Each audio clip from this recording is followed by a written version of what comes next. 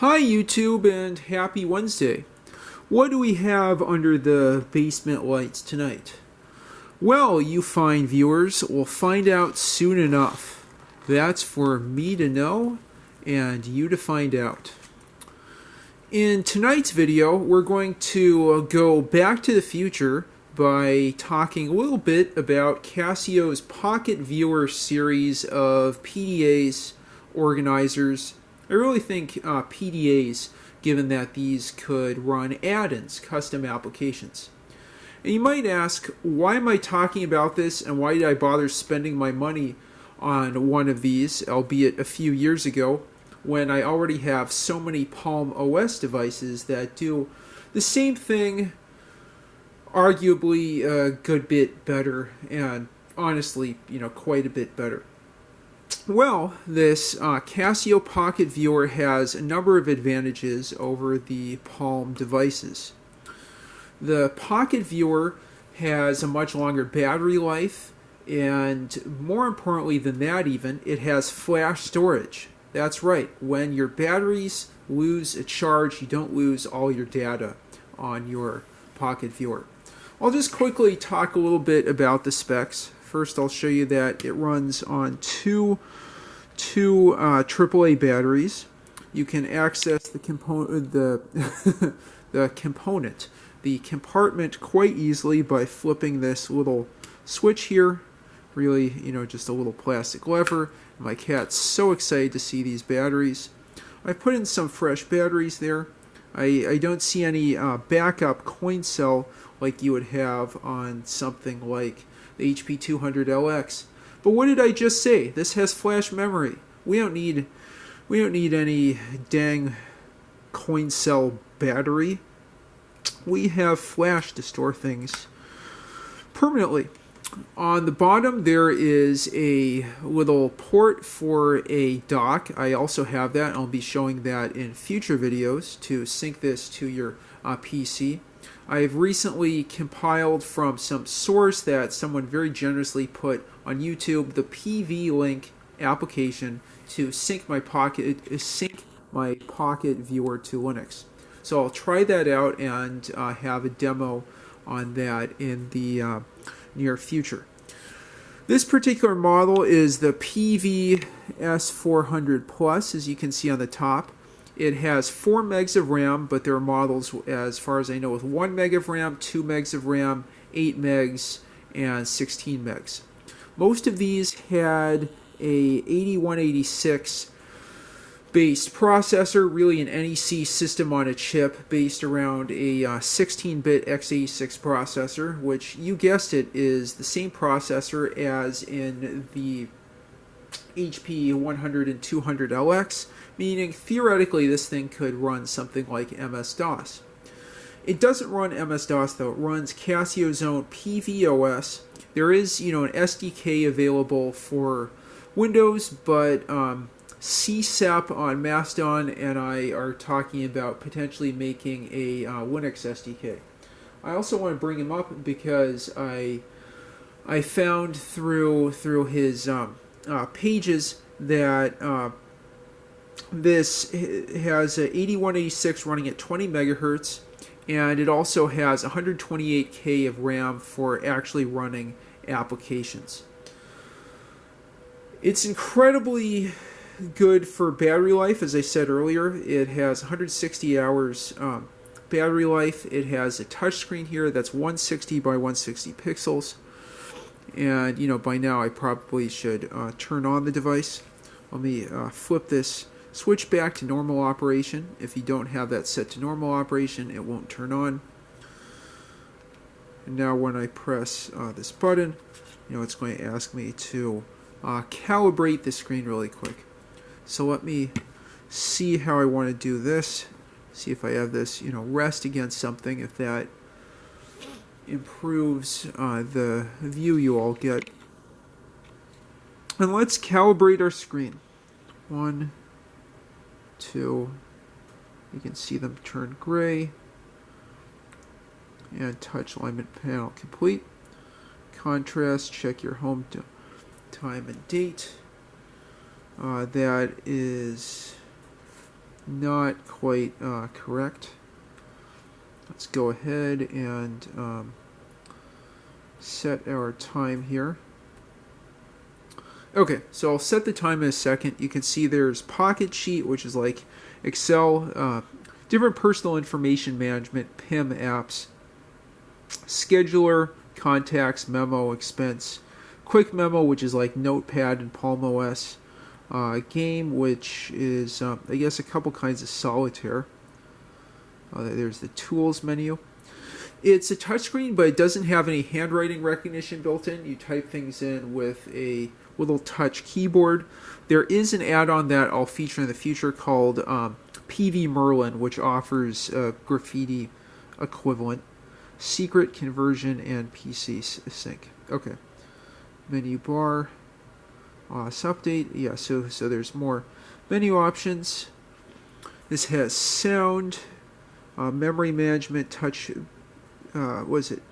Sorry, date and time, sound, format, capacity, memory management, contrast, touch panel alignment, and data communication. It's all serial. Memory is all good. Let's go menu bar again.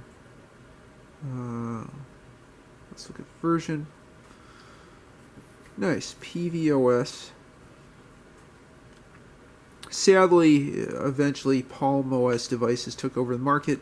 This doesn't have any infrared, unlike a lot of Palm devices, but I believe the PV-S400 did. Okay, so let's go ahead to System and set date time.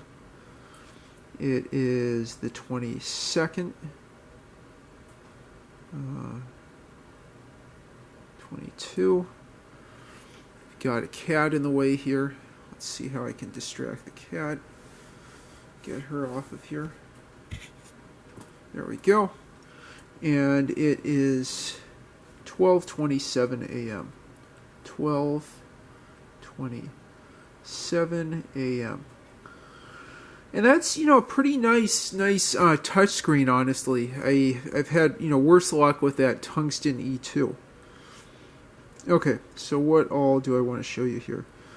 Okay, and that's the main menu there. Pocket Sheet, you can see, is like Excel. I'll have to take a look at the files that are exported from this. I'll just give you a quick walkthrough here. There's a scheduler. That's pretty nice and easy to use. Okay, get the cat out of the way again. There is a memo app. This memo I think I wrote some time ago. And I'd have to press the edit button to edit that. There's quick memo. I can say something like, "Hello, YouTube."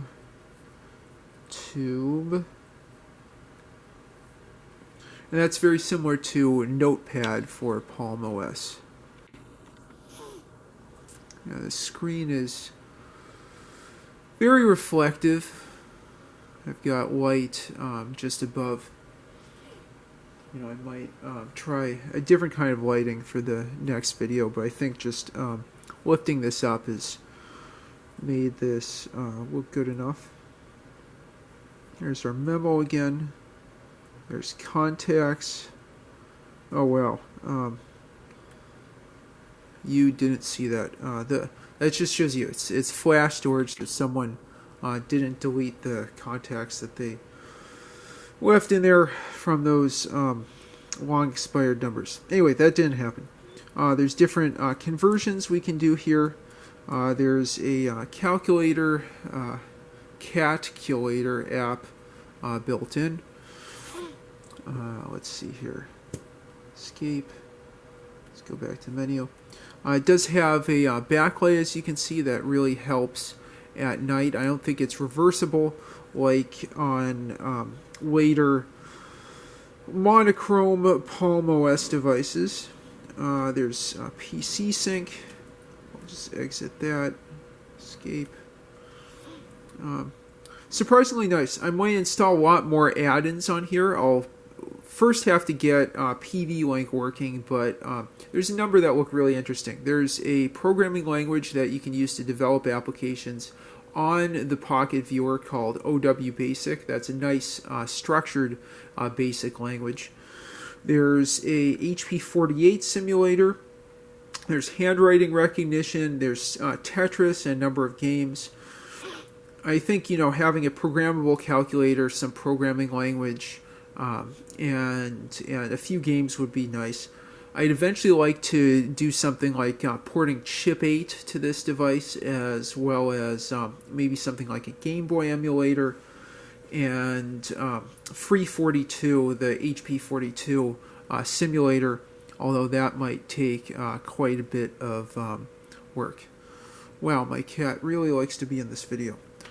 Okay, so I'll see if there's anything else I want to show you here. I believe there was a calculator that we could use.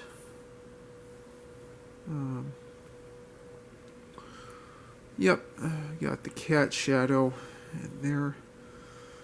Come on. Here. Come on. There we go. Okay, yeah, I'm just trying to remember about that menu that's built in. Okay. Since I know there's a calculator built in here. Yeah, it's very cold tonight. I think 15 degrees Fahrenheit, which is why my cat's, although, it's warm in here, it might be why she's getting so desperate. That's odd why you can't find that. Okay. Yeah, you can see that logo when we turn it off. Turn it on. Action menu there. That's interesting. Reminder list. Jeez.